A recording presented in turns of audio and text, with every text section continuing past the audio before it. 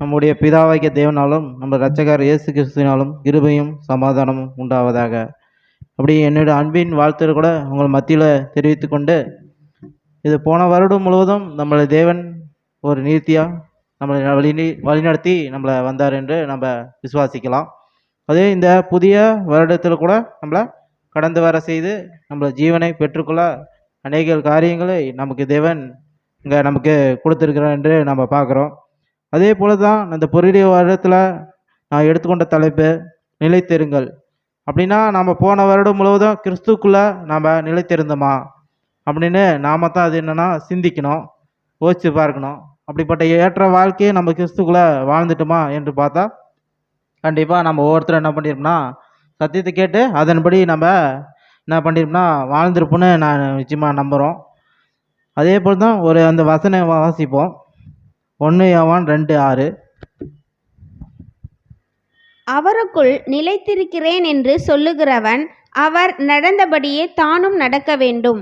இந்த ஆதார வசனத்தை கொண்டு தான் அவருக்குள் நிலைத்திருக்கிறேன் என்று ஒருவன் சொன்னினால் அவர் நடந்தபடியே தானும் நடக்கணும் என்று நம்ம பார்க்குறோம். இதை நான் எப்படி எடுத்துக்கணும் தலைப்பின்களாக ஒரு 2 ஊமையை வச்சு அவங்க எப்படி கிறிஸ்துக்குள்ள அவங்க நிலைத்து இருக்கிறாங்களா இல்லையான்னு அந்த ஊமையை வச்சு நம்ம பார்ப்போம். மத்திய அதிகாரத்தில் சொல்லப்பட்ட 13ஆம் அதிகாரத்தில் அவர் அங்கே முதல் ஊமையே அங்கே சொல்லியிருப்பார். அதில் மத்திய 13:1 வசனத்தை வாசிப்போம். 1-3 வரைக்கும்.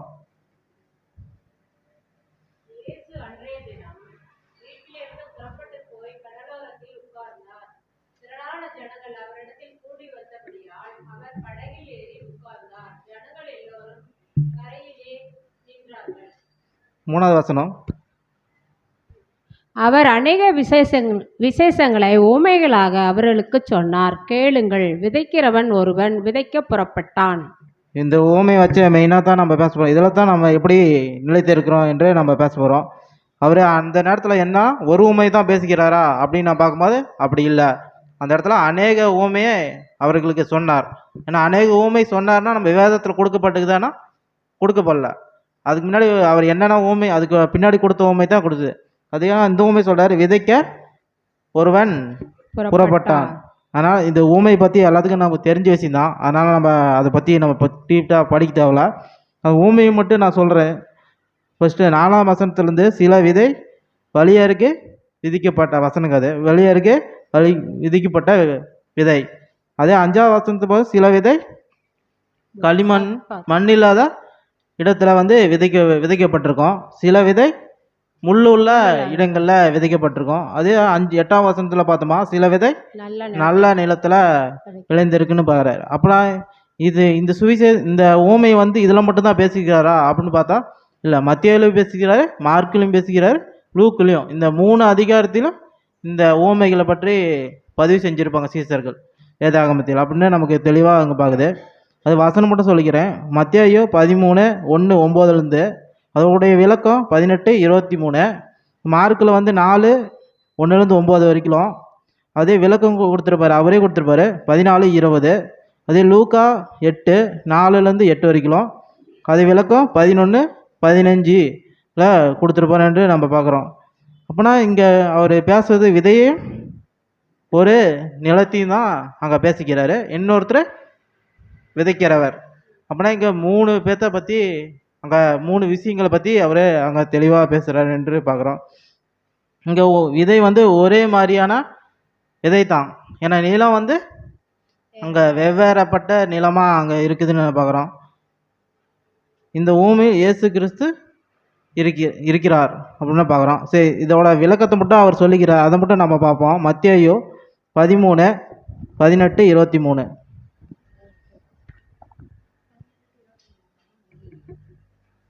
ஆகையால் விதைக்கிறவனை பற்றிய உவமையை கேளுங்கள்.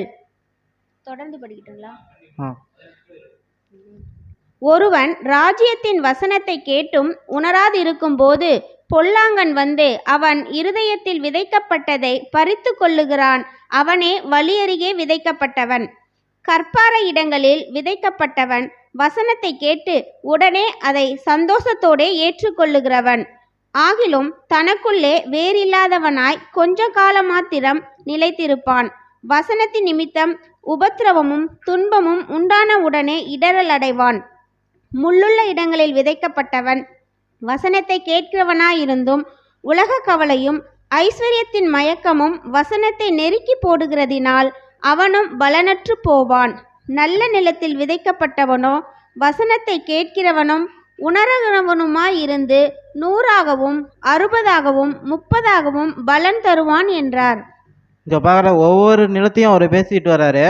பேசிட்டு வரும்போது அங்கே எப்படிப்பட்ட குணலட்சணங்கள் உடையவர்கள் அங்கே இருக்கிறாங்க, அங்கே அந்த இதுக்குள்ள நிலைத்து இருக்கிறாங்களா அப்படின்னு ஒரு கேள்வி.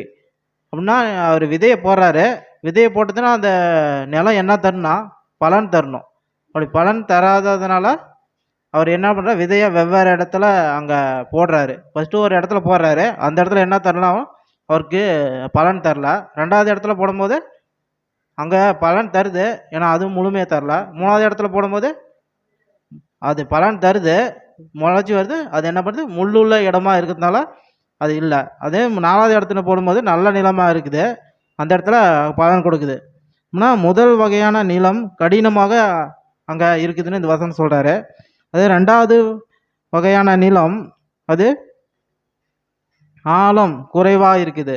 அடியில் என்ன இருக்குதுன்னா மேலே மண்ணு தான் இருக்குது, அடியில் என்ன இருக்குதுன்னா கற்பாறைன்னு தான் அங்கே இருக்குது. அதாவது மூணாவது வகை நிலம் முள்ளுள்ள நிறைந்தும் முள்ளுள்ள நிறைந்த இடமா இருக்குதுன்னு பார்க்குறோம். நாலாவது வகை நிலம் மூன்றை போல இல்லாமல் அது எப்படி இருக்குதுன்னா அது வித்தியாசமாக இருக்குது. அது எப்படின்னா நல்ல நிலமாக உள்ளதுன்னு அங்கே கிறிஸ்து வந்து இந்த ஊமையில நமக்கு சொல்கிறாரு. சரி, அது மத்தேயு 13:3 மட்டும் வாசிப்போம். அவர் அநேக விசேஷங்களை ஓமைகளாக அவர்களுக்கு சொன்னார். கேளுங்கள், விதைக்கிறவன் ஒருவன் விதைக்க புறப்பட்டான். அப்படி இந்த ஊமை பற்றி தான் நம்ம பார்த்தோம். விதைக்க புறப்பட்டார் அப்படின்னா இங்கே விதைக்க ஒருவர் புறப்படுகிறார். அவருக்கு வந்து நம்ம யாருக்கு ஒப்பிட்டு பேசலாம்? கிறிஸ்துவுக்கு ஒப்பிடலாமா, தேவனுக்கு ஒப்பிடலாமா? கிறிஸ்துக்கு நம்ம ஒப்பிடலாம். இந்த வசனத்தின் படிப்படி நம்ம கிறிஸ்துக்கு ஒப்பிடலாம். ஆனால் விதை என்பது கடவுளுடைய வார்த்தை, அதாவது வசனம். நல்லா கிறிஸ்து வந்து விதையை விதைக்க வந்துட்டார், ஆல்ரெடி போட்டார். அப்படின்னா அவருடைய விதை வந்து வசனம். அப்படியே பார்க்குறோம்.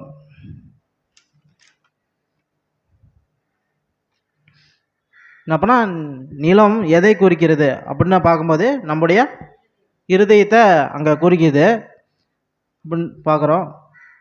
அப்படின்னா நல்ல பலவிதமான கொண்ட மக்கள் இருக்கிறாங்க இந்த உலகத்தில். அப்படின்னா பலவிதமான இருதயம் கொண்ட மக்களும் இருக்கிறாங்க. பார்க்குறோம். நிலங்கிறது இருதயத்தான் குறிக்குது. அது பலவிதமான நிலங்கள் இருக்குது, பலவிதமான இருதயம் கொண்ட மக்கள் இருக்கிறாங்கன்னு பார்க்குறோம். நமக்கு இது விதமாக நமக்கு என்ன தெரிஞ்சுக்கலாம்னா, இயேசு கிறிஸ்து நல்ல நிலம் மாதிரி தான் சொல்கிறாரு. அப்படின்னா அந்த நல்ல நிலம் என்ன பண்ணும்னா 1, 100, 60, 30 அது பலன் கொடுக்குமா. அதே லூக்காவில் சொல்லும் போது அது ரிவேர்ஸில் சொல்கிறாரு, 30, 60, 100ன்னு பலன் கொடுக்கணும் என்று நம்ம பார்க்குறோம். அது லூக்காவில் என்ன சொல்கிறாருன்னா, வசனம் வாசிப்போம் 8, 12, 15 வரைக்கும். வழியருகே விதைக்கப்பட்டவர்கள் வசனத்தை கேட்கிறவர்களாய் இருக்கிறார்கள். அவர்கள் விசுவாசித்து ரட்சிக்கப்படாதபடிக்கு பிசாசானவன் வந்து அவ்வசனத்தை அவர்கள் இருதயத்திலிருந்து எடுத்து போடுகிறான். ஒவ்வொன்றும் வாசிக்கலாம் பாண்டு வரைக்கும். இங்கே பிசாஸ் இது லூக்கா அதில் கொடுக்க பதில் மார்க்கு மத்தேயும் மார்க்கில் கொடுக்குறது கொஞ்சம் தெளிவாக இருக்காது. ஏன்னா லூக்கா கொஞ்சம் ஓரளவுக்கு என்ன பண்ணியிருப்பாருன்னா தெளிவாக கொடுத்துருப்பாரு. முதல் நிலம் என்ன பண்ணுதுன்னா வசனத்தை கேட்டு அவர்கள் இருதயத்தில் எடுத்து போடுகிறான். இது எப்படின்னா கடினமான ஒரு இருதயம் இல்லை ஒரு நிலம். அந்த ஊமைக்கு ஒப்பிட்டு பார்க்கும்போது இது ஒரு நிலம், கடினமான ஒரு நிலம். அதே அடுத்த வசனம் வாசிப்போம், 13வது வசனம். கற்பாறையின் மேல் விதைக்கப்பட்டவர்கள் கேட்கும்போது சந்தோஷத்துடனே வசனத்தை ஏற்றுக்கொள்ளுகிறார்கள். ஆயினும் தங்களுக்குள்ளே வேர் கொள்ளாதபடியினாலே கொஞ்ச காலம் மாத்திரம் விசுவாசித்து சோதனை காலத்தில் பின்வாங்கி போகிறார்கள். இது எப்படியாப்பட்ட ஒரு நிலம்? மேலே மண் இருக்கு, அடியில் பாறை இருக்கு. இவங்க என்ன பண்ணுறாங்க, சந்தோஷத்தோட கொஞ்ச காலம் மட்டும் என்ன பண்ணுறாங்கன்னா வசத்தை ஏற்றுக்கொள்கிறார்கள். ஏன்னா கொஞ்ச காலம் சென்ற பின் அவங்களால அங்கே பலன் தர முடியல. அப்படின்னு இந்த ஊமையின் விளக்கத்தில் இயேசு கிறிஸ்து தராரு. அடுத்த வசனம் வாசிப்போம். முள்ளுள்ள இடங்களில் விதைக்கப்பட்டவர்கள் வசனத்தை கேட்கிறவர்களாய் இருக்கிறார்கள். கேட்ட உடனே போய் பிரபஞ்சத்திற்குரிய கவலைகளினாலும் ஐஸ்வர்யத்தினாலும் சிற்றின்பங்களினாலும் நெருக்கப்பட்டு பலன் கொடாதிருக்கிறார்கள். இந்த வசனம் எங்கே விதைக்கப்பட்டவர்கள்? முள்ளுள்ள இடங்கள்ல விதைக்கப்பட்ட. இதுவும் நிலம் தான். அந்த நிலத்துக்கு மேலே என்ன இருக்குதுன்னா முள் இருக்குது. அப்படின்னா நம்ம இருதயத்தில் விதைக்கப்பட்ட அந்த வசனத்தில் நமக்குள்ள முள் இருக்கா அப்படின்னு இந்த வசனம் நமக்கு என்ன பண்ணுதுன்னா ஒரு சுட்டி காட்டுறதாக இருக்குது. இவங்க என்ன பண்ணுறாங்கன்னா வசனத்தை கேட்டு ஏற்றுக்கொள்கிறார்கள். கேட்ட உடனே போய் என்ன பண்ணுறாங்கன்னா உலகத்தில் அவங்க கலந்து கொண்டு அந்த பிரபஞ்சத்தில் கலந்து கொள்கிறாங்க. அவங்க ஐஸ்வர்யம் பணாசை எல்லாம் உலகத்தின் ஆசை வந்து அவங்களை நெருக்கிறதுனால என்ன பண்ணுறதுன்னா அவங்களால சத்தியத்துக்குள்ளே அவங்களால நிலைத்திருக்க முடியல. அடுத்த வசனம் பார்ப்போம். நல்ல நிலத்தில் விதைக்கப்பட்டவர்கள் வசனத்தை கேட்டு அதை உண்மையும் நன்மையுமான இருதயத்திலே காத்து பொறுமையுடனே பலன் கொடுக்கிறவர்களாய் இருக்கிறார்கள். நம்ம மத்தேயு மார்க்கு பார்க்கும்போது அங்கேனா 100 60 30 பலன் கொடுக்குதுன்னு இவங்க 2 பேரும் சொல்லியிருப்பாங்க. ஏன்னா லூக்கால பார்க்கும்போது அவர் அப்படியே சொல்ல கிடையாது. நல்ல நிலத்தை விதைக்கப்பட்டவர்கள் வசனத்தை கேட்டு அதை உண்மையும் நன்மையுமா இருதயத்தில் காத்து அது எப்படி பண்ணுறாங்களாம் பொறுமையுடனே பலன் கொடுக்கிறார்கள் அப்படின்னு இந்த வசனம் நமக்கு சொல்கிறது. அப்படி நம்ம இந்த வசனத்தை நம்ம பார்க்கும்போது இல்லை படிக்கும்போதோ கேட்கும்போதோ இதன் பதில் அது இருதயம் எப்படிப்பட்டதாக இருக்குதுன்னா இது ஒரு நல்ல நிலம். அது எப்படியா இருதயம் வெண்மையாக இருக்குதான். வெண்மையான மெதுவாய் அப்படி ஒரு நிலம் சொல்லுவாங்களா நிலம் வந்து அப்படி மெது நல்லா பழமாக இருக்குது. அப்படி போல் மென்மையாகவும் அது அழகாகவும் இருக்கிறதுனால என்ன பண்ணுறதுன்னா இருதயத்தின் விதை அந்த நம்மளுடைய இருதயம் எப்படிப்பட்டதாக இருக்குன்னா மென்மையாக இருக்கணும்.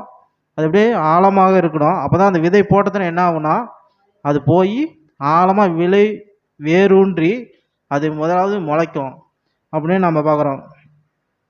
அதே தான் லூக்கா 8ஆம் அதிகாரத்தில் அவரென்ற லூக்கா 8:8 பார்ப்போம் ஒரு வசனம். சில விதை நல்ல நிலத்தில் விழுந்தது, அது முளைத்து 100 பலன் கொடுத்தது என்றார். இவைகளை சொல்லி கேட்கிறதற்கு காதுள்ளவன் கேட்க கடவன் என்று சத்தமிட்டு கூறினார். இவர் ஒரே ஒரு இதுதான் சொல்றாரு, 60க்கு 30 பலன் கொடுக்குன்னு இவர் சொல்லவே இல்லை. இவர் என்ன சொல்றாரு, நல்ல நிலம் 100% வந்து என்ன கொடுக்கணும்னா அது பலன் கொடுக்கணும். உலகத்தில் கூறிய நம்ம நிலத்தை எடுத்துட்டா கூட அதில் அது நல்ல நிலத்தில் நம்ம தானி போடும்போது அது ஏற்றா போல் பலன் கொடுக்குமா இல்லை 100% 100% பலன் கொடுக்குமா அப்படின்னு பார்த்தா அது கொடுக்கப்பட்ட அந்த நிலங்கள் இருக்குதுல்ல அந்த நிலங்களை நம்ம போடும்போது அதுக்கு ஏற்றபடி அது நமக்கு பலன் கொடுக்காது. ஏன்னா நல்ல நிலங்கும் போதே நம்ம விதை போட்டால் அதுக்கு நமக்கு போட்டது என்னவோ அது என்ன பண்ணால் முளைக்கணும். முளைக்கலாம் அது பேர் நல்ல நிலமா அப்படின்னு பார்க்கும்போது அது பேர் நல்ல நிலம் இல்லை அப்படின்னு நம்ம பார்க்குறோம்.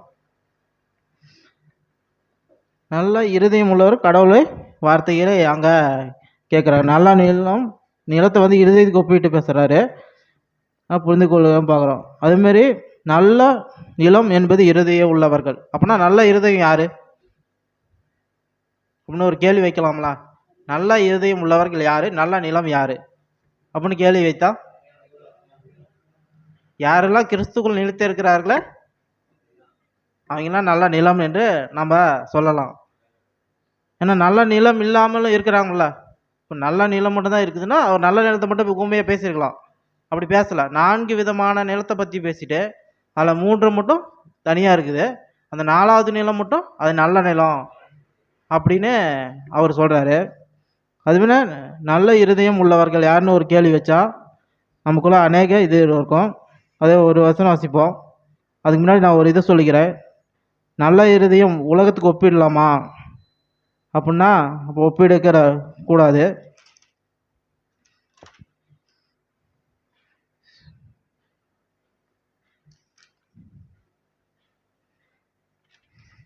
சரி, நல்ல இறுதி நான் இப்போ உலகத்துலேயும் இருப்பாங்க நமக்குள்ளேயும் இருப்பாங்க அப்படின்னு வேலை சொல்லிக்குது. சரி, இருதயத்தை பற்றி கொஞ்சம் பார்ப்போம். ரோமர் 10:10 நீதி உண்டாக இருதயத்திலே விசுவாசிக்கப்படும், ரட்சிப்பு உண்டாக வாயினாலே அறிக்கை பண்ணப்படும். இது நம்ம பைபிள். கீழே இருக்கிற பரிசுத்த பைபிள் வாசிங்க சிஸ்டர். ஒருவன் இருதயத்தில் விசுவாசிக்கும் போது கடவுளுக்கு முன்னால் நீதிமானாகிறான். தன்னுடைய வாயினால் அறிக்கையிடும்போது மீட்பு பெறுகிறான். இங்க என்ன சொல்றாரு? ஒருவன் இருதயத்தில் விசுவாசிக்கும் போது கடவுளுக்கு முன்பாக நீதிமானா இருக்கிறான். முதலாவது இது விசுவாசங்கிற விதை நமக்குள்ள உணர்ந்ததுன்னு நம்ம என்ன பண்றோம்னா, நீதிமானாங்கிற அந்த பலனை நம்ம கொடுக்குறோமா என்று நம்ம சற்று சிந்திக்கணும். தன்னுடைய வாயினாலே அறிக்கையிட்டு போது மீட்பை பெறுகிறான் என்று இந்த வசனம் சொல்லுகிறது. அது 1 தீமோத்தேயு 4:5. நீ தேறுகிற யாவருக்கும் விளங்கும்படி இவைகளையே சிந்தித்து கொண்டு இவைகளிலே நிலைத்திரு. அப்போனா நம்ம என்ன தேறுகிறபடினால் இவைகளே நம்ம என்ன பண்ணா சிந்தித்து கொண்டு இருக்கணும், இவைகளிலே நிலைத்து இருக்கணும். ஒருவேளை நம்ம நிலைத்திரா விட்டா நம்ம இதுக்குள்ள சிந்தனையில் இருப்போமா? ஒருவேளை நமக்குள்ள சிந்தனை வரலனா இதுக்குள்ள நிலைத்து இருக்க முடியுமா அப்படின்னு பார்த்தா ரெண்டுமே முக்கியம்தான். நிலைத்தும் இருக்கணும், அதிலே சிந்தித்து கொண்டு இருக்கணும். இல்லைனா நம்ம உலகத்தோட போய் அதில் கலந்துருவோம். அப்படின்னா மற்ற நிலங்களோட போய் நம்ம கலக்காதபடிக்கு நம்ம ஒரு எச்சரிக்கையாக இருக்கணும். அது நீதிமொழிகள் 5:28 வாசிப்போம். நீதிமானுடைய மனம் பிரதியுத்தரம் சொல்ல யோசிக்கும், துன்மார்க்கனுடைய வாயோ தீமைகளை கொப்பளிக்கும். இங்கே சொல்கிற நார்மல் பைபிளில் நீதிமானுடைய மனம் விருதையை சொல்லும் யோசிக்குமா, துன்மார்க்கனுடைய வாயோ தீமையை கொப்பளிக்கும். அதே புதுமொழி பைபிளில் இன்னும் கொஞ்சம் தெளிவாக கொடுத்துருப்பாங்க. நீதிமானின் இதயம் பதில் சொல்வதற்கு முன்னால் யோசிக்கும், ஆனால் பொல்லாதவனின் வாய் கெட்ட விஷயங்களை உளறி கொட்டும். இங்கே சொல்கிறாரு நல்ல இருதயம், அதாவது நல்ல நிலம். அப்படிப்பட்டவர்கள் என்ன பண்ணுறாங்கன்னா பேசுறதுக்கு முன்னாடி என்ன பண்ணுவாங்களாம், யோசிப்பாங்களாம். அது பொல்லாத ஒரு இருதயம் என்ன பண்ணா கெட்ட விஷயங்களை உளறி கொட்டும். அது உலகத்தில் அது நடக்கிறது தான். நன்மையான யாராச்சும் பேசுவாங்கன்னா கஷ்டம், தீமையை பேச சொல்லுங்க வேகமாக பேசுவாங்க. அதிகமாக அதுக்கு அதை மாரி அதிகமாக பேசிக்கிட்டே போயிட்டே இருப்பாங்க. அப்படின்னு நமக்கு நீதிமொழிகள் நமக்கு இந்த இருதயத்தை பற்றி நமக்கு சொல்கிறாரு. அது சங்கீதம் 49:3 பார்ப்போம். என் வாய் நாணத்தை பேசும், என் இருதயம் உணர்வை தியானிக்கும். கீழே பசங்க புலிமை. என் வாய் ஞானமாக வார்த்தைகளை பேசும், என் இருதயம் ஆழமான விஷயங்களையே தியானிக்கும். இங்க சொல்றாரு, என் வாய் ஞானமான வார்த்தைகளை பேசும், என் இருதயம் ஆழமான விஷயங்களை தியானிக்கும். இப்போ அந்த ஊமைக்கும் இந்த இருதயத்துக்கும் சம்மந்தமான வசனம் இருக்குது.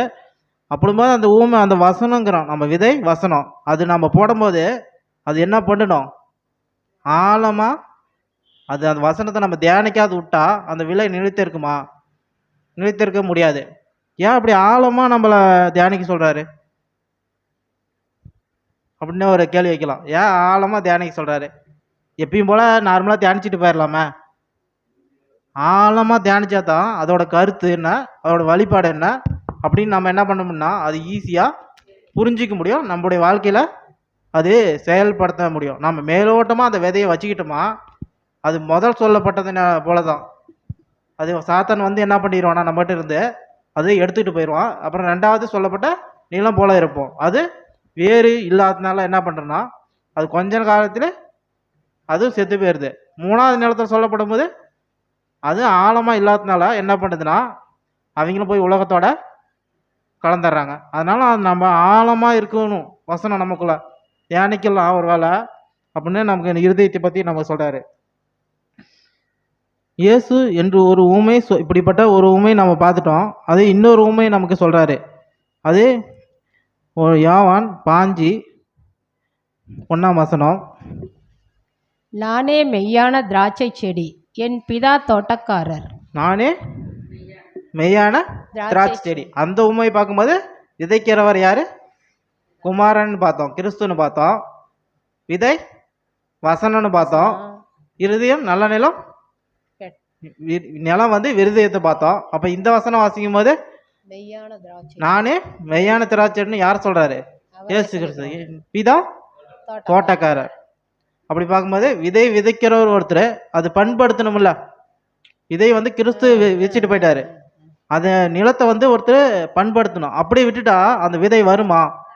வராது. அதுக்கேற்ற தண்ணி ஊற்றணும், அது பராமரிக்கணும், எல்லாமே பண்ணால் மட்டும்தான் அந்த விதை நல்லா வளரும். ஆனால் தான் என் பிதா தோட்டக்காரராக இருக்கார். அப்படின்னா நம்ம யார் தோட்டக்காரனா, நம்ம பிதாவே நமக்கு தோட்டக்காரராக இருக்கு. அதனால் நம்ம ஒரு எச்சரிக்கையாக இருக்கணும். அடுத்த வசனம் 2வது வசனம் வாசிப்போம். என்னில் கனி கொடாது இருக்கிற கொடி எதுவோ அதை அவர் அறுத்து போடுகிறார். கனி கொடுக்கிற கொடி எதுவோ அது அதிக கனிகளை கொடுக்கும்படி அதை சுத்தம் பண்ணுகிறார். இங்கே யார் தான் இருதயத்தை சுத்தம் பண்ணுகிறார்னா, வசனத்தை போடுகிற கிறிஸ்து, அதை செயல்படுத்த வைக்கிறவர் பிதா.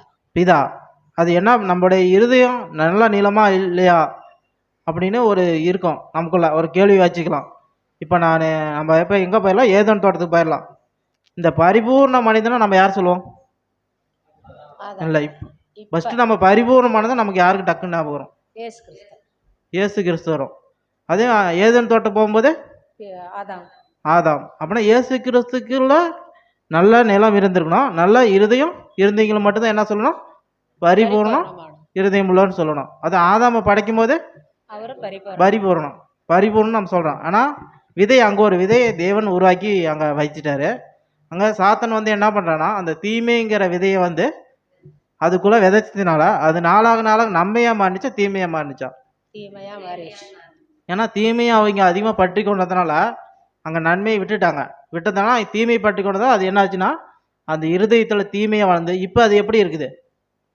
அந்த கனி, அந்த விதை போட்டு முளைச்சி அது இப்போ எப்படிக்குதுன்னா மரமாக வளர்ந்து அது இப்போ என்ன பண்ணுதுன்னா கனி கொடுத்துட்டு இருக்குதுன்னு நம்ம உலகத்தில் நடக்கிற காரியங்களை வச்சு நம்ம அங்கே பார்க்கலாம். அப்போனா நல்ல இருதயம் யார் அப்படின்னு திருப்பியும் ஒரு கேள்வி வைக்கலாம். அப்படின்னா நல்ல இருதயம் உலகத்தார சொல்லலாமா, நம்மளால சொல்லலாமா? இப்போ நமக்குள்ள நல்ல இருதயம் அப்படின்னு நான் சொல்லலாமா? நான் சொல்லிக்கலாம். நல்ல இருதயம் உள்ளவன்னு நான் சொல்லிக்கலாம். கடவுள் சொல்றேன், நல்ல இருதயம் நான் சொல்லிக்கலாம். நான் தான் நல்ல இருதயம். உலகத்தில் இருக்கிறீங்க கெட்ட நிலம். அந்த 4 நிலம் 3 நிலம் அவங்க, அந்த ஒரு நிலம் மட்டும் நான். ஏன்னா எனக்குள்ள நான் எங்கேருந்து வந்தேன்? கிறிஸ்துவுக்குள்ளேருந்து அங்கேருந்து புதுசாக ஒரு சிருஷ்டியை உருவாக்கி வந்தேனா, இல்லை நான் உலகத்துலேருந்து வந்தேனா? உலகத்துலேருந்து வரும்போது எப்படி நான் நல்ல நிலமாக இருக்க முடியும்? நானும் அவங்களோட சேர்ந்தது தான் அந்த கெட்ட நிலம் தான் நானும். அதுக்குள்ளே எனக்குள்ளே என்ன விதைக்கப்பட்டதுன்னா, முதலாவது நன்மை விதைக்கப்படலை, தீமை தான் அங்கே விதைக்கப்பட்டது. இப்போ கிறிஸ்து நமக்காக என்ன பண்ணுறாருன்னா அந்த நல்ல விதையை போடுகிறார். போட தேவன் நமக்காக என்ன பண்ணுறாரு? சுத்தம் பண்ணிக்கிறார் நம்ம இருதயம். அதனால தான் நம்ம தேவனுக்குள் நிலைத்திராவிட்டால் நம்ம இருதயத்தை யாருமே என்ன பண்ண மாட்டாங்கன்னா சுத்தம் பண்ண மாட்டாங்க. ஒருவேளை நம்ம நிலைத்திருந்தால் மட்டும்தான் சுத்தம் பண்ண முடியும் அப்படின்னு சொல்லுது. அது யோவான் அதிலே 3ஆம் வசனம் வாசிங்க. நான் உங்களுக்கு சொன்ன உபதேசத்தினாலே நீங்கள் இப்பொழுதே சுத்தமாய் இருக்கிறீர்கள். இப்பொழுது சுத்தமாக இருக்கிறீர்கள். எப்போ சுத்தமாக இருப்பீர்கள்? இப்பொழுது சுத்தமாக இருப்பீர்கள்னு சொல்லுது. எப்போ? இப்போ நாம் என்ன பண்ணோம்? சுத்தமாக பண்ணிட்டு தான் இருக்கிற தவிர இப்போ நம்ம சுத்தமாக இருக்குன்னு சொல்ல முடியுமா? சொல்ல முடியாது, கஷ்டம். அவனா நமக்குள்ளே என்ன இருக்குது? தீமையான அந்த விதை போட்டு அது பலன் கொடுத்துட்டு இருக்குது. அப்படி இருக்கும்போது இந்த நன்மையின் விதையை போட்டு அது நமக்குள்ளே வளரணும். வளர்ந்தால் தான் நம்ம சுத்தம் இருதயம் உள்ளவர்கள் என்று நம்ம சொல்ல முடியும். இந்த வசனம் அடுத்து 7ஆம் வசனம் வாசிப்போம். நீங்கள் என்னிலும் என் வார்த்தை உங்களிலும் நிலைத்திருந்தால் நீங்கள் கேட்டுக்கொள்வது எதுவோ அது உங்களுக்கு செய்யப்படும். சொல்ல என்னில் நிலைத்திருங்கள், நானும் உங்களில் நிலைத்திருங்கள். அந்த வசனம் வேணா, நீங்கள் என்னில் நிலைத்திருங்கள், என் வார்த்தை உங்களில் நிலைத்திருந்தால் நீ கேட்டுக்கொள்வது எதுவோ அது உங்களுக்கு செய்யப்படும். அதுக்கு முன்னாடி சொல்லியிருப்பாரு, நீங்கள் என்னை நிலைத்திராவிட்டால் அது மிகுந்த கனியை கொடுக்க மாட்டீர்கள். அப்படி இல்லைன்னா இன்னொன்று சொல்லியிருப்பாரு இந்த உண்மையில். எல்லாத்தையும் தெரிஞ்சவங்க பார்த்தா இது உங்கள் மனசில் இருக்கா? நான் இது வசனம் வைக்கல. கனி கொடுக்காத கொடி எதுவோ அறுத்து போட்டுருவார்னு அங்கே சொல்லப்பட்டிருக்கோம். அதனால் நாம் நான் அவருக்குள்ள நிலைத்திருந்து நாம் ஜெபம் பண்ணும் போது தான் நமக்கு கேட்டதை நமக்கு தருவார். அதுக்குன்னு போய் உலகத்தில் உள்ள பொருள் ஆசை, பண ஆசை இதெல்லாம் கேட்கலாமா? கேட்கக்கூடாது. நமக்கு ஆவிக்கேற்ற நமக்கு பலனுக்கேற்ற பரிகாரத்தை நம்ம என்ன பண்ணால் கேட்கணும். இப்போ ஒரு பாவத்தில் விழுந்துட்டோம், அதுலேருந்து நம்மளால் எந்திரிக்க முடியாத அளவுக்கு இருக்குது போது நம்ம என்ன பண்ணலாம்? போய் தேவன்கிட்ட அங்கே போய் கேட்கும்போது அவருக்கு அதுக்கு உண்டான பலனை அங்கே நமக்கு தரக்கூடியவராக இருக்கிறாரு. சரி, யோவான் 15:4 வாசிப்போம். சரி, நான் என்னில் நிலைத்திருங்கள், நான் உங்களில் நிலைத்திருப்பேன் என்று சொல்லிட்டார். யார் சொல்லிட்டாருன்னா கிறிஸ்து சொல்லிட்டார். இந்த அடிப்படையில் வச்சு தான் நான் அந்த தலைப்பை உருவாக்கியிருக்கிறோம். அதனால் இதுக்கு உண்டான ஊமையை நான் முன்னால் சொல்லிட்டேன். கிறிஸ்துக்குள்ளே நம்ம எப்படிப்பட்ட வசனத்தை கேட்டு அதன்படி நம்ம நிலைத்திருக்கிறது தான் இங்கே முக்கியம். மித்த 3 நிலங்கள் அவங்களால நிலைத்து இருக்க முடியல. அதாவது நமக்கும் அப்படிப்பட்ட இருதயம் தான் இருக்குது. இருந்தும் நம்ம தேவன் மேலே ஒரு விசுவாசத்தை வைத்து நம்ம அவருக்குள்ளாக நிலைத்து இருக்கிறோம். அப்படி நிலைத்து இருக்க விட்டால் 1 யோவான் 1:2 வாசிப்போம். இதில் வசனங்காது.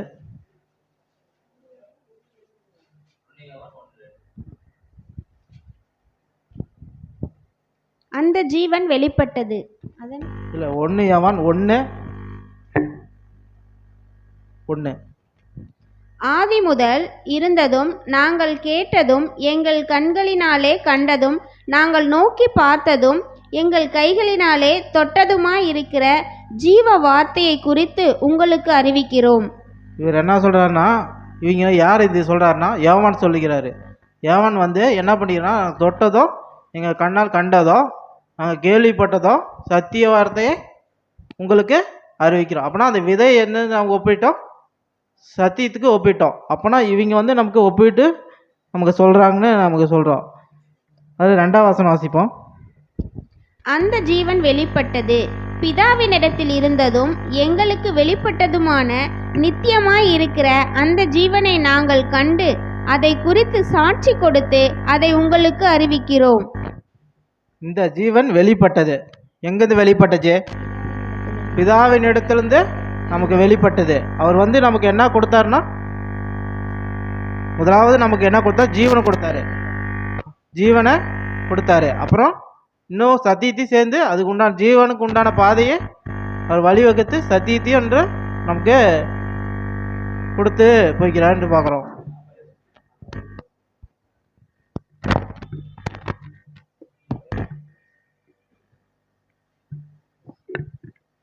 சரி, நம்ம இன்னொரு வசனம் வாசிப்போம்.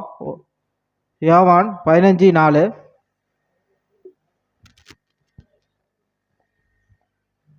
என்னில் நிலைத்திருங்கள், நானும் உங்களில் நிலைத்திருப்பேன்.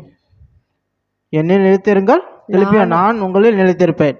இப்போ யாரெல்லாம் நிலைத்திருக்கிறாங்க அப்படின்னு நம்ம ஒரு அடிப்படையில் நம்ம வரலாம். நான் அதுக்கு ஒரு 5 பாயிண்ட் எடுத்துக்கிறேன். இதிலே 2 விதமான நிலை உள்ளவர்கள் இருக்கிறார்கள். அதாவது முதல் நிலை உள்ளவர்களை பற்றி சொல்வோம். இவர்கள் என்ன பண்ணுவார்களா, தவறாமல் சபைக்கு செல்வார்கள். இன்னொரு ஆராதனை செய்வார்கள். 3வது தேவ செய்தியை இவர்கள் கேட்பார்கள். 4வதாக வேதம் இவர்கள் தவறாமல் வாசிப்பார்கள். ஆசீர்வாதத்திற்காக நிறைய அங்கே ஜெபம் பண்ணுவாங்கன்னு பார்க்குறோம். ஊழியங்களில் தங்களை ஈடுபடுத்தி கொள்வாங்க. காணிக்கையும் கொடுப்பாங்க. இதெல்லாம் இருந்தால் கிறிஸ்துக்குள் நிலைத்து இருக்கிறேன்னு ஒரு அர்த்தமா? இப்போ நான் சொன்னதே ஒரு 6-7 விஷயம் சொன்னேன். 7 விஷயம் நமக்குள்ளே இருந்துச்சுலாம் நம்ம என்ன பண்ணலாம், கிறிஸ்துக்குள்ளே நிலைத்து இருக்கிறோமா? இதிலே 2 வகுப்பாக இருக்கிறாங்கன்னு பார்த்தோம். அது முதல் அதே வேலையில் இவங்க என்ன பண்ணுவாங்கன்னா எல்லாம் செய்வாங்க கரெக்டாக. வாரந்தோறும் சர்ச்சுக்கு போவாங்க, ஜெபம் பண்ணுவாங்க, காணிக்கை கொடுப்பாங்க, எல்லாமே பண்ணுவாங்க. இவங்களும் என்ன சொல்லுவாங்களாம், கிறிஸ்துக்குள் நிலைத்திருக்கிறேன் என்று சொல்லலாம். இப்போ தைரியமாக யார் வேணால் கிறிஸ்துக்குள் நிலைத்திருக்குன்னு சொல்லலாம். அது ஒன்றும் அங்கே தப்பு இல்லை. அப்படி அதே வேலையில் இவங்க என்ன பண்ணுவாங்கன்னா புறங்கூறுவார்கள், சண்டை பண்ணுவார்கள், முறுமுறுப்பார்கள், பொருளாசை, பணாசை, பதவி ஆசை இவங்கிட்ட இருக்கும். அது அவங்களுக்குள்ள ஒரு கௌரவம் இருக்கும் அப்படின்னு பார்க்குறோம். இவைகளை உடையவர்கள் தான் இப்படிப்பட்டவர்கள் என்று பார்க்குறோம். இதே கூட அவங்கள்கிட்ட இன்னொன்று இருக்கும்.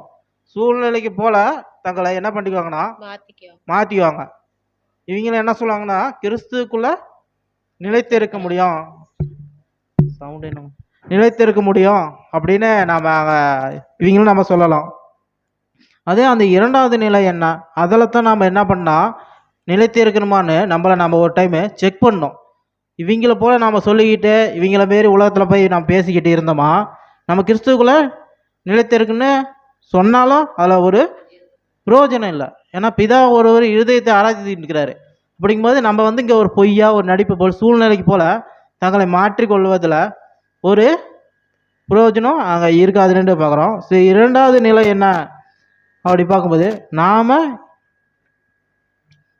நிலைத்து இருக்கிறோமா, அப்படி என்ன எதுக்குள்ளே நம்ம நிலைத்து இருக்கிறோம் அப்படின்னு பார்க்கும்போது வசனம் வாசிப்போம். அப்போஸ்தலர் 13:43. ஜெப ஆலயத்தில் கூடின சபையை கலைந்து போன பின்பு யூதரிலும் யூத மார்க்கத்தமைத்த பக்தியுள்ளவர்களிலும் அநேகர் பவுலையும் பர்னபாவையும் பின்பற்றினார்கள். அவர்களுடனே இவர்கள் பேசி தேவனுடைய கிருபையினாலே நிலை கொண்டிருக்கும்படி அவர்களுக்கு புத்தி சொன்னார்கள். நம்ம முன்னாடி சொன்ன பேர் ஆராதனைக்கு செய்கிறது கரெக்டு, தவறாமல் ஜெபம் பண்ணுறது நல்லது தான். அப்படி இருக்கும்போது நாம் போய் இந்த புறங்கூறுறது, பண ஆசை, உலக ஆசை நமக்குள்ளே இருக்குதா அப்படின்னு நம்மளை செக் பண்ணோம். இப்படிப்பட்ட ஒரு சூழ்நிலையும் நமக்குள்ளே இருக்கா அப்படின்னு நம்மளை செக் பண்ணோம். அப்படி பார்க்கும்போது தேவ கிருபை நிலைத்து இருக்க இங்கே வேண்டும் அப்படின்னு வேதம் நமக்கு சொல்லுகிறது. அவர் சொல்கிறார் கடைசீட்டில், தேவனுடைய கிருபையினாலே நிலை கொண்டு இருக்கும்படி அவர்களுக்கு புத்தி சொன்னார். அப்படின்னா ஒவ்வொருத்தரும் பர்னபாவை சேர்ந்தவன்னு இருக்கக்கூடாதான், தேவ கிருபையும் நிலைத்து இருக்க வேண்டும்னு இங்கே தெளிவாக நம்ம சொல்ல. அதேமாதிரி நம்மளையும் நம்ம செக் பண்ணிக்கணும், தேவனுக்குள்ளே தான் நிலைத்து இருக்கிறோமா இல்லை உலகத்துக்குள்ளே நிலைத்து இருக்கிறோமா அப்படின்னு நம்மளை செக் பண்ணிக்கணும். 1 தீமோத்தேயு 5:5. உத்தம விதவையாயிருந்து தனிமையாய் இருக்கிறவன் தேவனிடத்தில் நம்பிக்கையுள்ளவளாய் இரவும் பகலும் வேண்டுதல்களிலும் ஜெபங்களிலும் நிலைத்திருப்பாள்.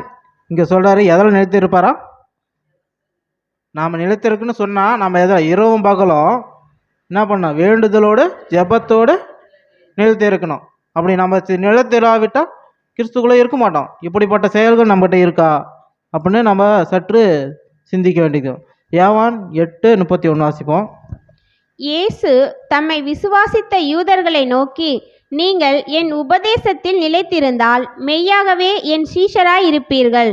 நீங்கள் என் உபதேசத்திலே நிலைத்திருந்தால் மெய்யாகவே என் சீஷராக இருப்பீர்கள். அப்படின்னா நாம் அவருடைய உபதேசத்தில், அவருடைய சத்தியத்தில், அவருடைய வார்த்தையில் நம்ம நிலைத்து இருக்கிறோமா என்று நம்ம அங்கேயும் நம்ம இருதயத்தில் செக் பண்ண வேண்டியதாக ஒரு விஷயமா இருக்குது.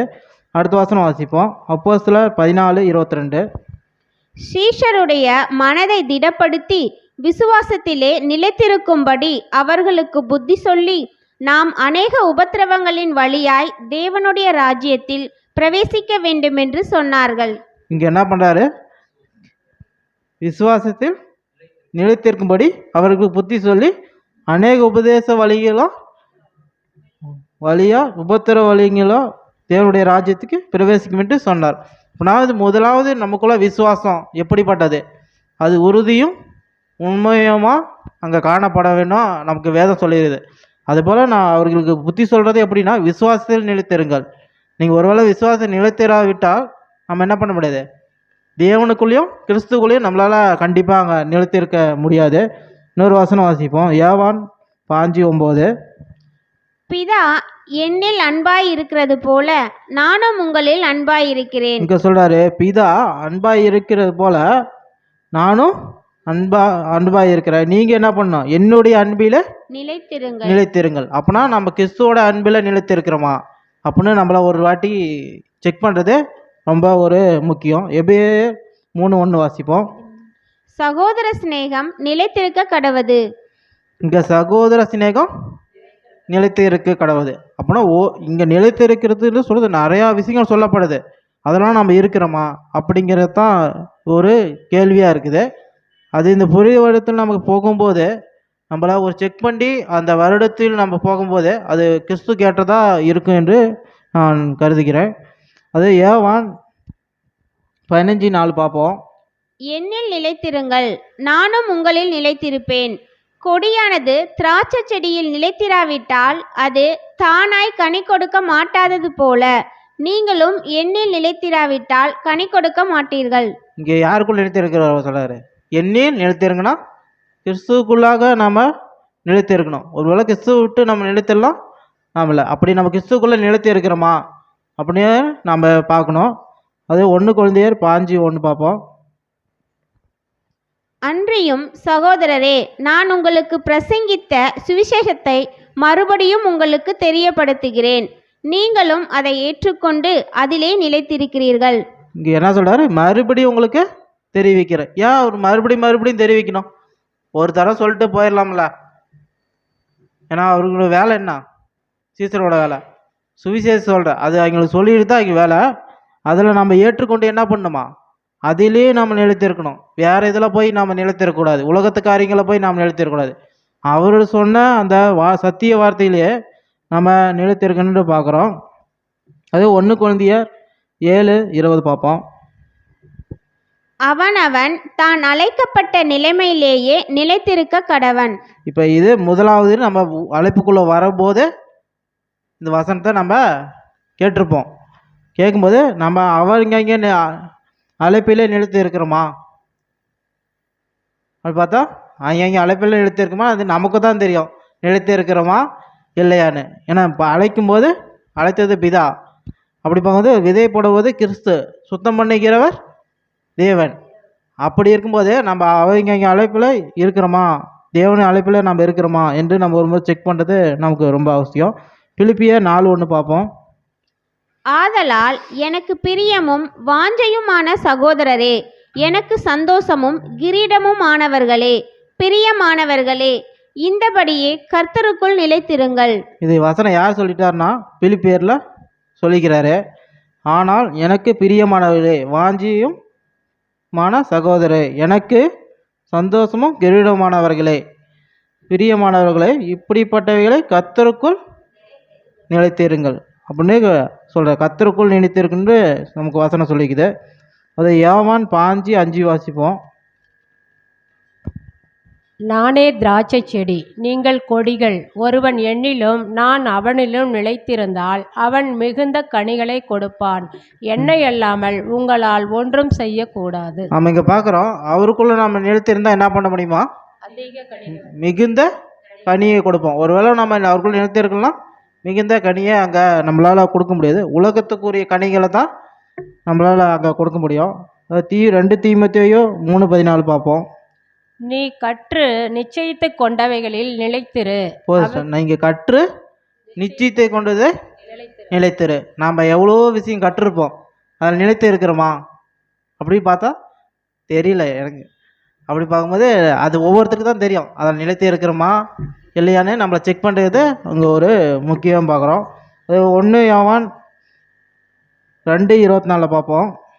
ஆகையால் ஆதி முதல் நீங்கள் கேள்விப்பட்டதும் உங்களில் நிலைத்திருக்க கடவது.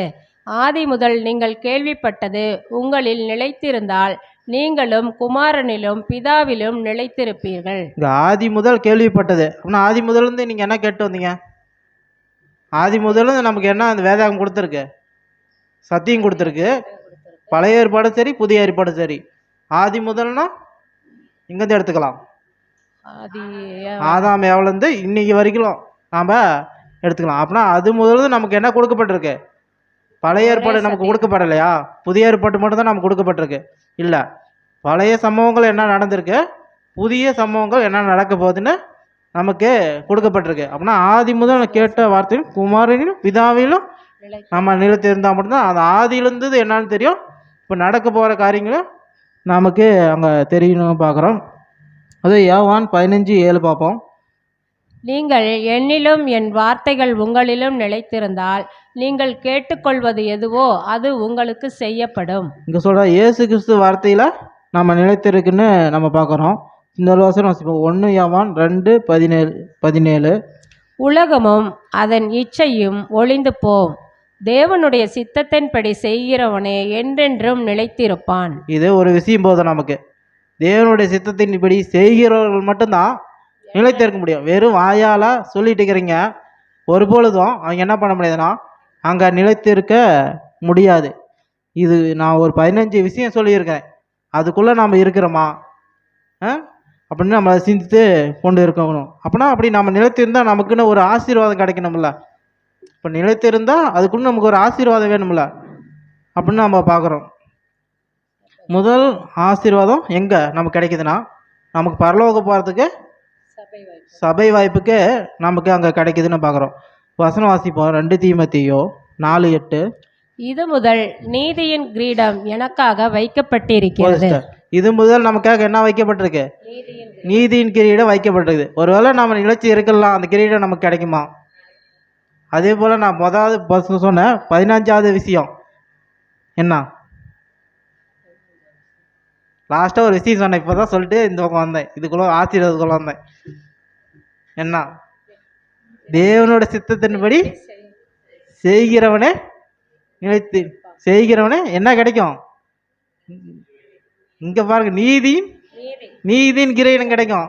அதாவது பரலோகம் போகிறதுக்கு முன்னாடி இந்த நீதியின் கிரீடத்தை அப்படின்னா நீங்கள் பெற்றுக்கொள்ளுங்க இன்னும் பார்க்குறோம். சரி, இன்னொரு வசனம் வாசிப்போம். 3 யோவான் 15:8. நீங்கள் செகண்ட் பாதி மட்டும் படிங்க. மிகுந்த கனி கொடுப்பார். நீங்கள் மிகுந்த கனிகளை கொடுப்பதினால் என் பிதா மகிமைப்படுவார். இங்கே சொல்கிறாரு, அது ஆசீர்வாதம் என்னன்னா, நம்ம என்ன பண்ணணும்னா மிகுந்த கனிகளை கொடுப்போம். யாருக்குள்ள கிறிஸ்துக்குள்ளே நிலைத்திருக்கும் போது அந்த ஆசீர்வாதம் நமக்கு எப்படிப்பட்ட ஒரு ஆசீர்வாதம்? மிகுந்த கனிகளை கொடுப்போம் என்று நமக்கு வேதம் சொல்லுது. கனிகளை கொடுப்போம்னா என்ன? ஆவியின் கனிகள். ஆவியில் கனிக்கு தான் நம்மளுடைய குணலட்சணங்கள், செயல்பாடுகள், அது கிரியின் மூலம் தான் அந்த கனின்னு சொல்கிறாரு. அது இன்னொரு வசனம் வாசிப்போம். யோவான் 5:5. இனி நான் உங்களை ஊழியக்காரன் என்று சொல்கிறதில்லை. ஊழியக்காரன் தன் எஜமான் செய்கிறதை அறிய மாட்டான்.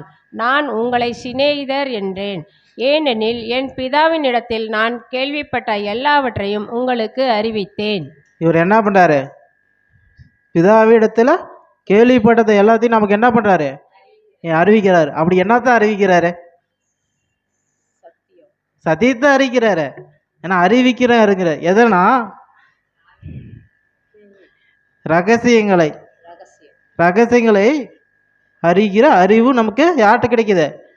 கிறிஸ்துவிட்ட மட்டும் தான் கிடைக்கும். ஏன்னா எது ரகசியம்னா என்ன? மறைபொருள் தான் ரகசியமாக வச்சுருப்பாங்க, அது யாருக்கும் சொல்ல மாட்டாங்க. அது இஸ்ரவேலுக்கு முதல்ல கொடுக்கப்பட்டுச்சு. இப்போ நமக்கு அந்த மறைபொருளை யார் கொடுக்குறாரு? கிறிஸ்து. அது எப்படிப்பட்ட நிலையில் கொடுக்குறாரு? சகோதர ஒரு நிலையில் இருந்து தான் கொடுக்க முடியும்.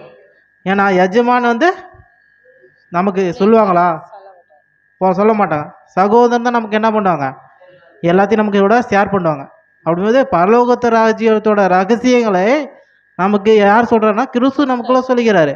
அப்படி அதுதான் ஒரு ஆசீர்வாதம். நம்ம கிறிஸ்துக்குள்ளே இருந்தாலும் இந்த ஆசீர்வாதத்தை நம்ம பெற்றுக்கொள்ள முடியும். அது இன்னொரு வசனம் வாசிப்போம். 1 யோவான் 3:6. அவரில் நிலைத்திருக்கிற எவனும் பாவம் செய்கிறதில்லை. பாவம் செய்கிற எவனும் அவரை காணவும் இல்லை, அவரை அறியவும் இல்லை. இங்கே சொல்கிறாரு, அவரை நிலைத்து இருக்கிற எவனும் பாவம் செய்ய மாட்டான். அப்படின்னா நாம் என்ன செய்யக்கூடாது? பாவம் செய்யக்கூடாது. அது முன்னால் நான் சொன்னபோது அவங்களும் நிலைத்து இருக்கிறாங்க.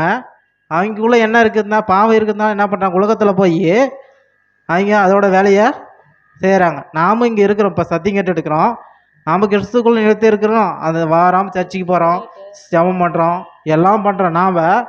நாம் இவங்கள போல் இருந்துட்டுமா? இல்லை, இவங்களும் போல பாவம் செய்யக்கூடாதுன்னு நமக்கு வசனம் தெளிவாக செய்யுது. அப்படின்னா நம்ம போய் நாளைக்கு பாவம் செய்யுமோ செய்ய மாட்டோமோ? செய்யக்கூடாது. அதுக்கு என்ன பண்ணால் நம்ம முயற்சி பண்ணோம். பாவங்கிறது நம்ம இருதயத்தில் அந்த தீயின் விதை போட்டு அது முளைச்சி கனி கொடுத்துருக்கு. அப்படிங்கும்போது நல்ல இதயம் அது மாற்றப்படணும். மாற்றம் முழுமையாக மாட்டினா தான் அது பரிபூர்ண இருதயம் நம்ம சொல்ல முடியும். அப்படின்னு நாளைக்கு போய் பாவம் செய்யணும், செய்வோம். ஏன்னா அதுலேருந்து நம்ம செய்யாதபடிக்கு நம்ம கிறிஸ்துக்குள்ளே இருந்து அதில் முயற்சி செய்யும்போது தேவன் அது பலன் இருக்கிறான்னு பார்க்குறோம். இன்னும் யோவான் 2:28-29 வசனம் வாசிப்போம். இப்படி இருக்க பிள்ளைகளே, அவர் வெளிப்படும்போது நாம் அவர் வருகையில் அவருக்கு முன்பாக வெக்கப்பட்டு போகாமல் தைரியமுள்ளவர்களாய் இருக்கும்படிக்கு அவரிலே நிலைத்திருங்கள். இங்கே 29 வாசிங்க. அவர் நீதியுள்ளவராய் இருக்கிறார் என்று உங்களுக்கு தெரிந்திருப்பதினால் நீதியை செய்கிறவன் எவனும் அவரில் பிறந்தவன் என்று அறிந்திருக்கிறீர்கள். அவர் இங்கே என்ன சொல்கிறாருன்னா, அவருடைய வருகையில் நாம் என்ன பண்ணோம்னா எடுத்துக்கொள்ளப்பட்டதுக்கு முன்னாடி நம்மகிட்ட என்ன இருக்கக்கூடாது? பாவம் இருக்கக்கூடாது. அப்போ நம்ம என்ன பண்ணக்கூடாது? பாவம் இருந்துச்சு நம்ம என்ன பண்ணுவோம்? வெக்கப்பட்டு தலை குனிஞ்சு தான் அந்த இடத்துல நிற்க முடியும். கிறிஸ்து வரும்போது என்ன, அங்கே நமக்கு நியாய தீர்ப்பு நடக்கும்போது நமக்கு என்ன நடக்குன்னா ஒவ்வொருத்தருடைய செயல்களையும் அங்கே சொல்லப்படும். அப்படிங்கும்போது நம்ம என்ன பண்ணால் தைரியமாக நெஞ்சை நிறுத்தி நிற்போமா இல்லை தலை குனிஞ்சு நிற்போமா? பாவம் இல்லைன்னா நாம் தைரியமாக, தப்பு நான் செய்யலைன்னா தைரியமாக நிற்கலாம். தப்பு செஞ்சதுன்னா நான் தலை குனிஞ்சு தான் இருக்கணும். அப்படிங்கும்போது நம்ம கிறிஸ்துவோடைய வருகையில் எடுத்துக்கொள்ள மாட்டோம். அப்படிப்பட்ட எடுத்துக்கொள்ளப்படுகிற ஆசீர்வாதத்துக்குள்ளே நம்ம இப்போ இருக்கிறோம். அதனால் கிறிஸ்துக்குள்ளே நிலைத்து இருக்கிறது எவ்வளோ ஒரு முக்கியமான ஒரு அங்கே விஷயமா இருக்குதுன்னு பார்க்குறோம். இயேசுக்குள்ளே நாம் நிலைத்து இருக்க முடியுமா அப்படின்னு ஒரு கேள்வி வைக்கலாம். இப்போ ஆசீர்வாதம் பார்த்துட்டோம். இதுக்கு முன்னாடி அவங்களுக்கும் நமக்கும் எதுக்குள்ளெல்லாம் நம்ம நிலைத்து இருக்கணும் அப்படின்னு பார்த்தோம். இப்போ நிலைத்து இருக்க முடியுமா அப்படின்னு நமக்குள்ளே ஒரு கேள்வி வரும் அப்படின்னு நம்ம பார்க்குறோம். அதுக்கு ஒரு வசனம் வாசிப்போம். 1 யோவான் 4:13. அவர் தம்முடைய ஆவியிலே நமக்கு தந்தறினாலே நாம் அவரிலும் அவர் நம்மிலும் நிலைத்திருக்கிறதை அறிந்திருக்கிறோம். அவர் என்ன சொல்கிறாருன்னா இந்த வசனத்தில், பரிசுத்த ஆவி நமக்கு தந்தறிந்தாலே நாம் அவருக்குள்ளே என்ன பண்ண முடியும்? அவருக்குள்ளே நம்ம நிலைத்திருக்க முடியும். முடியாமலாம் பார்க்காது. கண்டிப்பாக நம்ம முடியாதுன்னு சொன்னோமா நம்ம அது நமக்குள்ளே என்ன இல்லை, பரிசுத்த ஆவி அங்கே நமக்குள்ளே இல்லைன்னு நம்ம பார்க்குறோம். அடுத்த வசனம் வாசிப்போம். 1 யோவான் 2:24. ஆகையால் ஆதி முதல் நீங்கள் கேள்விப்பட்டதும் உங்களில் நிலைத்திருக்க கடவது. ஆதி முதல் நீங்கள் கேள்விப்பட்டது உங்களில் நிலைத்திருந்தால் நீங்களும் குமாரனிலும் பிதாவிலும் நிலைத்திருப்பீர்கள். இந்த வசனம் அதே சொல்லுது. இதை நம்ம இதுக்குள்ளே நம்ம நிலைத்து இருந்தால் மட்டும்தான் நம்மளால் என்ன பண்ண முடியும்னா நிலைத்து இருக்க முடியும். இந்த வசனமும் அதே தான் சொல்லுது. 1 யோவான் 4:16 வாசிப்போம். நானே திராட்சை செடி, நீங்கள் கொடிகள். 1 யோவான் 4:16.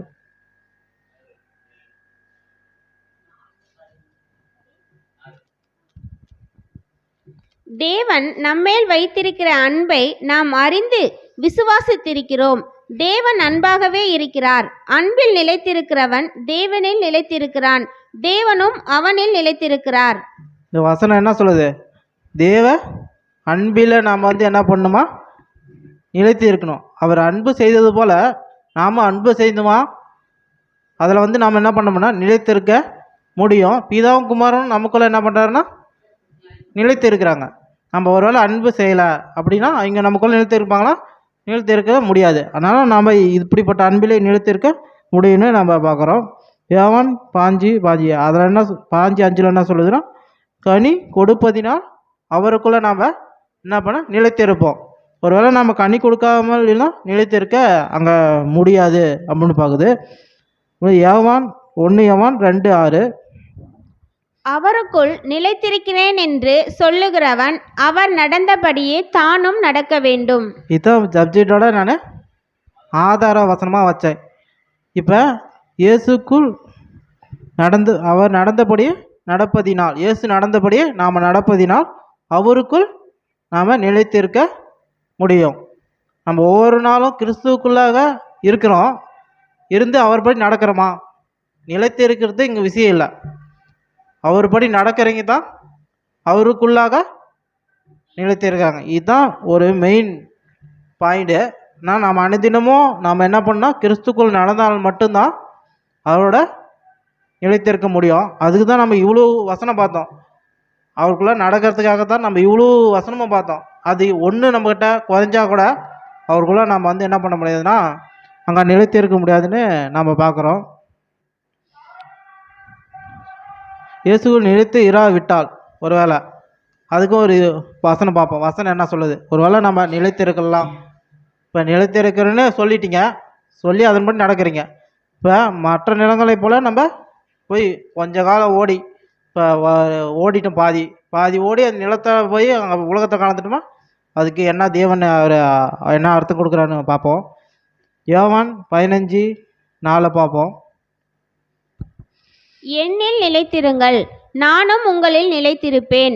கொடியானது திராட்சை செடியில் நிலைத்திராவிட்டால் அது தானாய் கனி கொடுக்க மாட்டாதது போல நீங்களும் என்னில் நிலைத்திராவிட்டால் கனி கொடுக்க மாட்டீர்கள். அப்படின்னா நம்ம கிறிஸ்துக்குள்ளே நம்ம நிலைத்திருக்காவிட்டால் தானா யாராலும் கனி கொடுக்க முடியாது.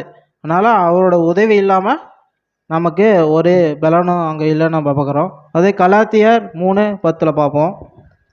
நியாயப்பிரமாணத்தின் கிரியைக்காரராகிய யாவரும் சாபத்திற்குட்பட்டிருக்கிறார்கள். நியாயப்பிரமாண புஸ்தகத்தில் எழுதப்பட்டவைகளை எல்லாம் செய்யத்தக்கதாக அவைகளில் நிலைத்திராதவன் எவனோ அவன் சபிக்கப்பட்டவன் என்று எழுதியிருக்கிறதே. இங்கே என்ன எழுதியிருக்குதா? சபிக்கப்பட்டவன் என்று எழுதியிருக்கிறது. அப்படின்னா நம்ம கிறிஸ்துக்குள்ள நிலைத்து இருக்காவிட்டால் நம்மளை எப்படிப்பட்டவராக அவர் என்றார்னா நம்மளை சபிக்கப்பட்டவர்கள் என்று அங்கே அவர் நமக்கு சொல்கிறாரு. போகிறோம். அது 2 யோவான் 1:9. கிறிஸ்துவின் உபதேசத்திலே நிலைத்திராமல் மீறி நடக்கிற எவனும் தேவனை உடையவன் அல்ல. கிறிஸ்துவின் உபதேசத்தில் நிலைத்திருக்கிறவனோ பிதாவையும் குமாரனையும் உடையவன். இங்கே பார்க்குற என்ன சொல்கிறாரு? தேவன் உடையவன் அல்ல. அவர் உபதேசத்தில் நம்ம நிலைத்திருக்கலாம். அவர் என்ன சொல்கிறாரு? தேவன் உடையவன் அல்ல. அப்படின்னா நம்ம தேவன் உடையவர்களா நிலைத்திருக்க முடியாவிட்டால் இப்படிப்பட்டவர்களாக நம்ம மாறப்படுவோம் என்று பார்க்குறோம். யோவான் 11:22.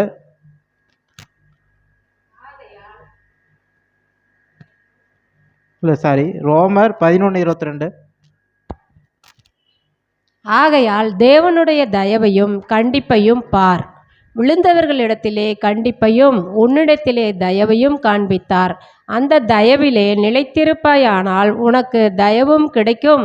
நிலைத்திராவிட்டால் நீயும் வெட்டுண்டு போவாய். இந்த வசனம் இவ்வளோ அருமையாக சொல்லுது. ஆகையால் தேவனுடைய தயவை கண்டிப்பையும் பார்.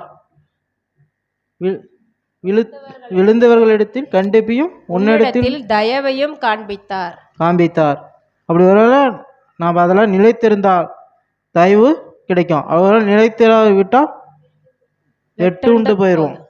அப்படின்னா வெட்டுண்டு போயிடும், கனி கொடுக்க மாட்டோம், வெட்டுண்டும் அங்கே போயிடும்னு சொல்லுது. இப்போ இன்னொரு விஷயம் சொல்லுது, யோவான் 15:6. ஒருவன் எண்ணில் நிலைத்திராவிட்டால் வெளியே எரியுண்ட கொடியைப் போல அவன் எரியுண்டு உலர்ந்து போவான். அப்படிப்பட்டவைகளை சேர்த்து அக்கனியிலே போடுவார்கள், அவைகள் எரிந்து போகும். இங்கே என்ன பண்ண? அக்கினியிலே போட்டு அழிச்சிடுவார். அப்படி சொல்லணும்னா நரகம்னு சொல்லுவாங்க அந்த உலகத்தில். நாம் எப்படின்னா இது ஒரு நிரந்தர அழிவு. அப்படின்னா நம்ம கிறிஸ்துக்குள் நிலைத்து இருக்க முடியலாம். நிரந்தரமாக நம்மளை என்ன பண்ணிடுவார்னா அழிச்சிடுவார். அது ஒரு 5 பாயிண்ட் தான். கனி கொடுக்க மாட்டீங்க, சபிக்கப்படுவோம், அப்புறம் தேவன் உடையவன் அல்ல, அப்புறம் வெட்டுண்டு போவோம், அப்புறம் அவருக்குள்ள நிலைத்து இருக்க முடியாது, நிரந்தர அழிவு அப்படின்னு பார்க்குறோம். யோவான் 1 யோவான் 3:10 பார்ப்போம். முடிவு பரியந்தம் நிலை நிற்பவனே ரட்சிக்கப்படுவான். இதனாலே தேவனுடைய பிள்ளைகள் இன்னார் என்றும் பிசாசின் பிள்ளைகள் இன்னார் என்றும் வெளிப்படும். நீதியை செய்யாமலும் தன் சகோதரனில் அன்பு கூறாமலும் இருக்கிற எவனும் தேவனால் உண்டானவன் அல்ல.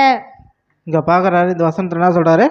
இதனாலே தேவனுடைய பிள்ளைகள் இன்னாரும் சாத்தானுடைய பிள்ளைகள் இன்னாதாருன்னு தெரியும். எதனால் தெரியும்? நம்ம யாருக்குள்ளே நிலைச்சி இருக்கிறோமோங்கிறது தான் முக்கியம். நம்ம சாத்தானுக்குள்ளே நிலைத்திருந்தோமா நம்ம சாத்தானுடைய பிள்ளை என்று அங்கே நமக்கு தெரியும். இங்கே நம்ம கிறிஸ்துக்குள்ளே நிலைத்திருந்தோமா நம்ம தேவனுடைய பிள்ளைங்கள்னு அங்கே நல்லா தெரியும். எப்படிப்பட்ட தெரியும்? நம்ம அவர் நடந்தபடியே நடந்தால் மட்டும்தான் தெரியும். இல்லைன்னா நடக்கலாம், அங்கேயே வச்சு நீங்கள் யாரோட பிள்ளைங்கன்னு ஈஸியாக கண்டுபிடிச்சிடலாம் அப்படின்னு பார்க்குறோம். சரி, மத்தேயு 24:13 வாசிப்போம். முடிவு பரியந்தம் நிலை நிற்பவனே ரட்சிக்கப்படுவான். இங்கே சொல்கிறாரு முடிவு பரியந்தமும் நிலை நிற்பவனே ரட்சிக்கப்படுவான். அப்படின்னு நம்ம அந்த ஊமையில் பார்த்தோம். நல்ல நிலம் என்ன தரும்? நல்ல கனி கொடுக்கும், மிகுந்த கனி கொடுக்குன்னு திராட்சை தோட்டம் சொல்கிறாரு. அது ஒன்று 100, 60, 30 பலன் கொடுக்கும். லூக்காவில் பார்க்கும்போது 100 பலன் கொடுக்கும். நாம் முடிவு பரியந்தமும் நிலைத்து இருக்கிறோமா அதுதான் இங்கே முக்கியம். ஒருவேளை நிலைத்திடலாம் நம்மளால் பலன் கொடுக்க அங்கே முடியாதுன்னு பார்க்குறோம். சங்கீதம் முடிவாக ஒரு வசனம் வாசிப்போம். சங்கீதம் 65:11. வருஷத்தை உம்முடைய நன்மையால் முடிசூட்டுகிறீர், உமது பாதைகள் நெய்யாய் பொழிகிறது. இங்கே என்ன சொல்கிறார்? வருஷங்களை உமது நன்மையால் நன்மையனா முடிசூட்டுகிறீர். அப்படின்னா இது ஒரு புதிய வருடத்துக்குள்ளே நாம் வந்திருக்கிறோம். அவர் என்ன பண்ணுறாருன்னா தேவன் நம்ம அந்த தீமைங்கிற அந்த விதையை நமக்குள்ளே இருக்கும், அது எடுத்துட்டு நன்மைங்கிற அந்த விதையை போட்டு நமக்குள்ளே என்ன பண்ணுறாரு? முடிசூட்டுகிறார். அப்படின்னா தேவன் ஒவ்வொரு வாரமும் ஒவ்வொரு காலமும் ஒவ்வொரு நாளும் வந்து கொண்டு போயிட்டு தான் இருக்கும். இதில் ஒன்றும் மாற்றம் மாறாது. இதில் நாம தான் என்ன பண்ணால் நம்மளை மாற்றிக்கணும்.